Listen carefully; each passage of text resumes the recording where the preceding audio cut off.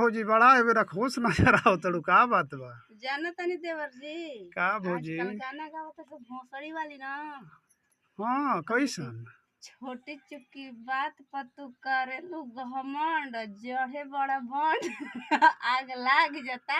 अरे रे रे रे, चुप रह चुप रह चुप रह, मुँह ई सुनले जब बानी। से सुनले बानी तब से जाना था कि हम मथे चकरिया जाए। ओ मने लइका रही त लइका उ लइकी है, ओकर नाम बा रानी यादव। वो गावत या कि छोटी चुकी चीज पर करेलू गुमान। आ कन केतर केतर कह के ये कनिया के चलते धरती पलटी ना तो धरती जल्दी पलटे वाला नहीं के देवर जरे बबुआ जरे हमार ब्रह्मांड दिमाग में आगे लाग जाला। इतने कहे के बस सब समझ ई सचहू कई जना त कयामत लिया के रहियन सही। तेहनी के का कहल चाहबू ऐसन ऐसन गायकन के? ऐसा ऐसा गाय के कहल तनी कि जल्दी धरती पलटो के हम ना ना, घुसी। ऐसन ऐसन गायकन का तेगलवा बाबा जौन बाड़न उ सुघर दवाई बेचारा देला।